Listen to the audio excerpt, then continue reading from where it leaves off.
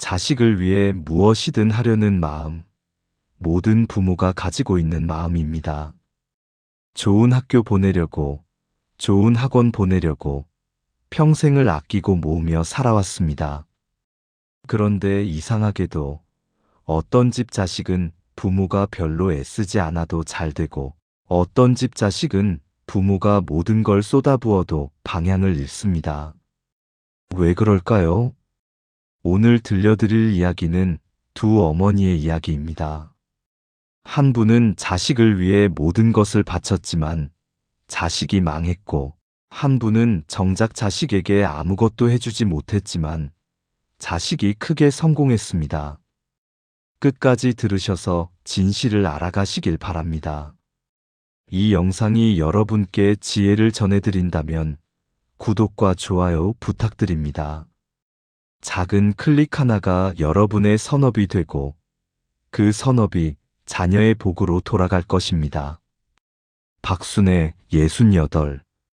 그녀는 평생 아들 하나만 바라보며 살았습니다. 남편은 일찍 세상을 떠났습니다. 순애가 35일 때였습니다. 아들 민주는 겨우 5살이었습니다. 그날부터 순애의 삶은 오직 아들이었습니다. 새벽 5시에 일어나 시장에 나가 좌판을 벌였습니다. 생선을 팔았습니다. 추운 겨울에도 더운 여름에도 하루도 쉬지 않았습니다. 손님들이 물었습니다. 사장님, 이렇게 고생하시면서 뭐 하려고 그래요? 순애는 활짝 웃으며 대답했습니다. 우리 아들 좋은 대학 보내려고요. 의사 만들 거예요. 순애는 번 돈을 한 푼도 쓰지 않았습니다. 아들 학원비, 과외비, 학비, 모든 것을 아들에게 쏟아부었습니다. 민준이 고등학생이 되었을 때 순애는 더 큰 학원에 보내기 위해 집을 팔았습니다. 그리고 작은 월세방으로 이사했습니다. 엄마 미안해. 내가 이렇게까지. 괜찮아. 넌 공부만 해. 엄마는 괜찮아. 순애는 아들의 머리를 쓰다듬었습니다. 손에는 생선 비린내가 밴 채였습니다. 같은 동네에 사는 김경이 65. 그녀도 아들이 하나 있었습니다. 하지만 경이는 순애와 달랐습니다. 경이는 남편과 함께 작은 식당을 운영했습니다. 경제적으로 넉넉하지는 않았지만 그렇다고 가난하지도 않았습니다. 아들 준서가 학원에 가고 싶다고 했을 때 경이는 고개를 저었습니다. 준서야, 우리 집은 네가 원하는 학원 다 보낼 만큼 여유롭지 않아. 학교 수업 열심히 듣고 집에서 스스로 공부해. 엄마, 다른 애들은 다 학원 다니는데 미안하다. 하지만 엄마는 네가 공부보다 더 중요한 걸 배웠으면 해. 더 중요한 게 뭔데? 사람 됨됨이. 경이는 준서를 데리고 절에 갔습니다. 매주 토요일마다 함께 절에 가서 봉사를 했습니다. 낙엽을 쓸고 마당을 닦고 스님들 공양을 준비하는 일을 도왔습니다. 엄마, 이런 거 하면 뭐가 좋아? 좋은 게 많지. 몸도 건강해지고 마음도 편해지고 복도 쌓이고. 준서는 이해하지 못했지만 엄마를 따라 열심히 봉사했습니다. 민주는 좋은 대학에 들어갔습니다. 의대는 아니었지만 명문대 경영학과였습니다. 순애는 기뻤습니다. 드디어 아들이 성공하는 것 같았습니다. 하지만 대학에 들어간 민주는 변했습니다. 좋은 옷을 입고 싶었습니다. 좋은 차를 타고 싶었습니다. 친구들과 어울리고 싶었습니다. 엄마, 나 옷 좀 사줘. 친구들이 나보고 촌스럽다고 놀려. 민준아, 엄마 형편이 어려운 거 알잖니? 엄마는 나한테 관심도 없어. 친구들은 다 명품 입고 다니는데 나만 이래. 민주는 방문을 쾅 닫았습니다. 순애는 주저앉아 울었습니다. 가슴이 미어졌습니다. 결국 순애는 빚을 내서 아들에게 용돈을 줬습니다. 민주는 그 돈으로 친구들과 술을 마시고 옷을 사고 놀았습니다. 대학을 졸업한 민주는 취직을 했지만 오래 다니지 못했습니다. 회사 생활이 맞지 않는다고 했습니다. 엄마, 나 사업할래. 사업? 돈이 어디 있니? 엄마가 돈 좀 빌려줘. 내가 성공하면 다 갚을게. 순애는 마지막 남은 전세금을 아들에게 줬습니다.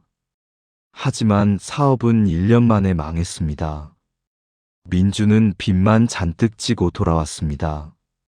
한편 준서는 명문대에 가지 못했습니다. 지방 국립대에 진학했습니다.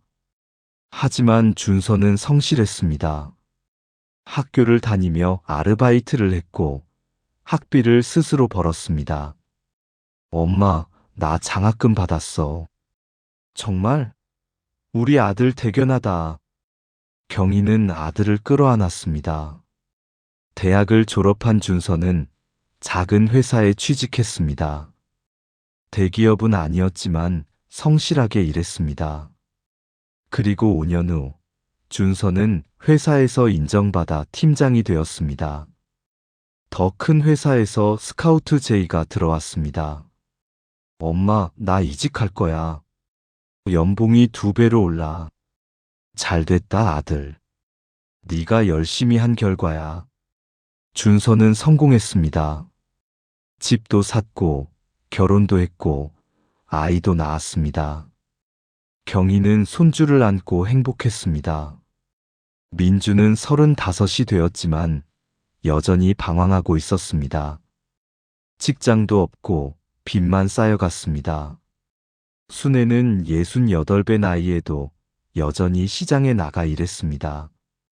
아들의 빚을 갚기 위해서였습니다. 어느 날 순애는 시장에서 경희를 만났습니다. 경희야, 오랜만이다. 순애 언니, 그동안 잘 지냈어? 두 사람은 시장 구석 분식집에 앉아 이야기를 나눴습니다. 경희는 손주 이야기를 했습니다. 아들이 잘 되고 있다는 이야기를 했습니다. 순애는 웃으며 들었지만 속으로는 눈물이 났습니다. 언니는 민준이 어떻게 지내? 응, 잘 지내지. 거짓말이었습니다. 순애는 차마 진실을 말할 수 없었습니다. 집에 돌아온 순애는 불단 앞에 앉았습니다. 부처님, 제가 뭘 잘못했을까요? 제 평생을 아들에게 바쳤는데 왜 우리 아들은 이렇게 됐을까요? 순애는 울었습니다. 서러움과 억울함, 그리고 자책감이 뒤섞인 눈물이었습니다. 다음 날 순애는 저를 찾았습니다. 주지스님께서 순애를 맞아주셨습니다. 보살님, 무슨 일로 오셨습니까? 순애는 모든 것을 털어놓았습니다. 평생 아들을 위해 살아온 이야기. 하지만 아들은 망했고 자신은 여전히 빚을 갚고 있다는 이야기. 스님은 조용히 듣고 계셨습니다. 그런데 스님, 제 친구는 아들한테 별로 해준 게 없는데 그 아들은 크게 성공했어요. 왜 그런 걸까요? 제가 전생에 무슨 죄를 지었길래? 스님은 한숨을 쉬셨습니다. 보살님, 자식이 잘 되려면 부모가 무엇을 해야 한다고 생각하십니까? 돈을 많이 주고 좋은 교육을 시키고 뭐든지 해주는 거 아닙니까? 아닙니다. 스님의 목소리는 단호했습니다. 부처님께서는 부모운중경에서 이렇게 말씀하셨습니다. 부모가 자식을 망치는 방법은 자식이 원하는 것을 다 들어주는 것이다라고 하셨습니다. 순애는 귀를 의심했습니다. 보살님은 아들을 사랑한 것이 아닙니다. 아들에게 집착한 것입니다. 집착이요? 그렇습니다. 보살님은 아들이 성공해야 보살님의 인생이 성공한다고 믿었습니다. 그래서 아들에게 모든 것을 쏟아부었습니다. 스님은 차를 한 모금 마시고 계속하셨습니다. 하지만 그것은 아들을 위한 것이 아니라 보살님 자신을 위한 것이었습니다.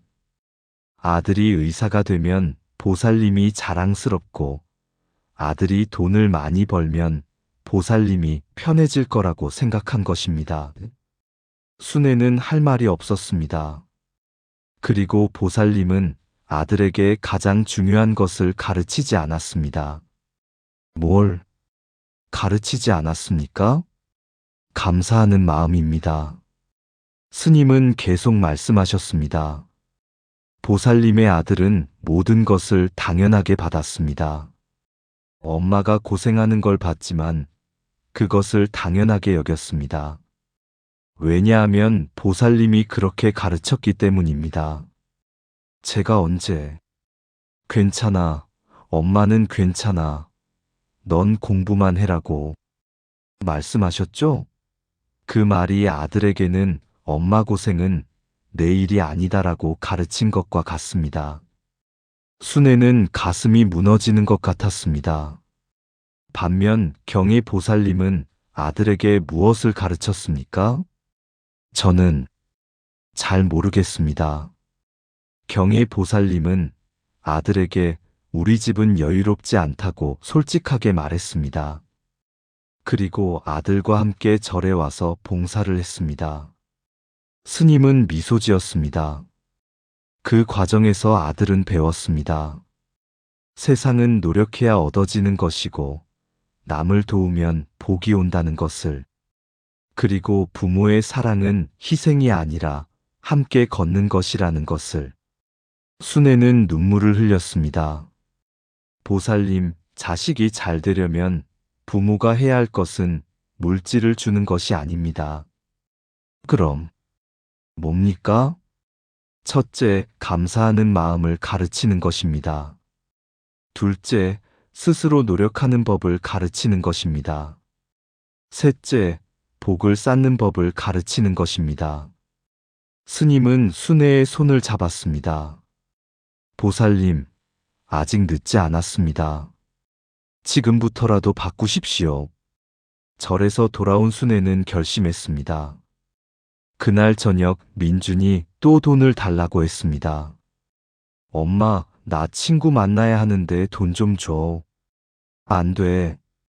민준은 놀랐습니다. 엄마가 거절한 것은 처음이었습니다. 엄마가 왜 그래? 이것도 안 주게? 민준아, 앉아봐. 순애는 아들을 식탁 앞에 앉혔습니다. 엄마가 잘못했다. 네가 원하는 걸 다 들어줬어. 그게 너를 위한 거라고 생각했어. 그게 뭐가 잘못이야? 너는 감사하는 법을 배우지 못했어. 엄마가 너한테 그걸 안 가르쳐 줬어. 민주는 뭐라 말할 수 없었습니다. 오늘부터 엄마는 너한테 돈 안 줄 거야. 네가 일해서 벌어야 해. 엄마 미쳤어? 아니, 정신 차렸어. 순애는 단호했습니다. 그리고 너 엄마 따라 절에 가자. 봉사 좀 하자. 절? 나 안 가. 가야 해. 네가 복을 쌓아야 잘 돼. 민주는 황당했지만 엄마의 눈빛이 달랐습니다. 처음 보는 단호함이었습니다. 쉽지 않았습니다. 민주는 처음에 반발했습니다.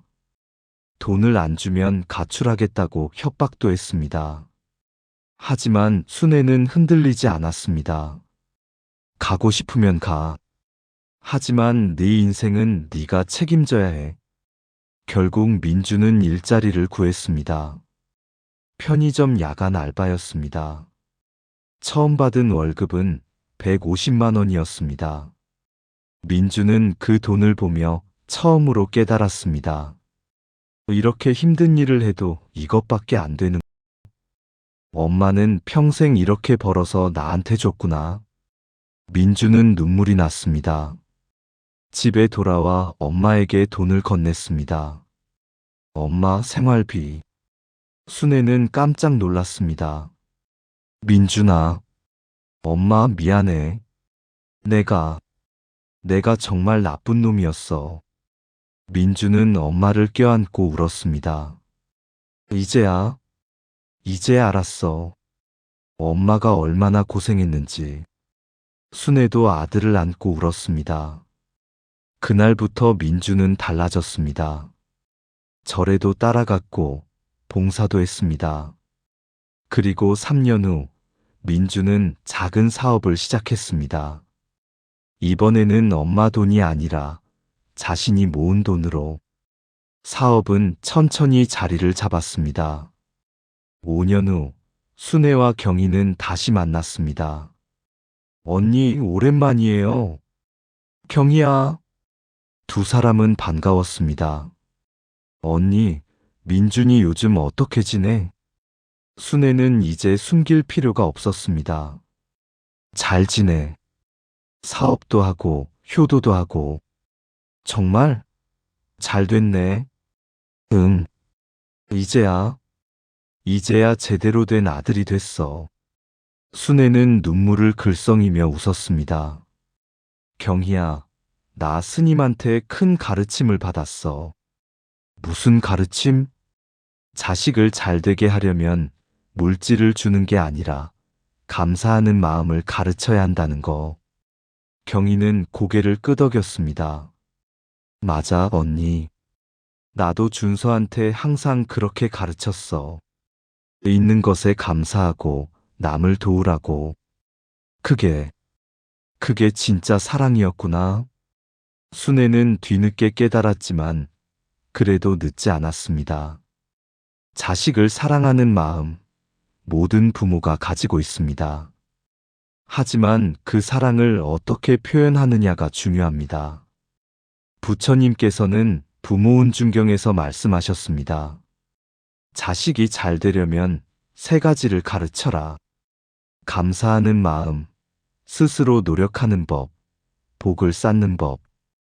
물질을 많이 주는 것이 사랑이 아닙니다. 오히려 자식이 스스로 설 수 있도록 가르치는 것이 진정한 사랑입니다.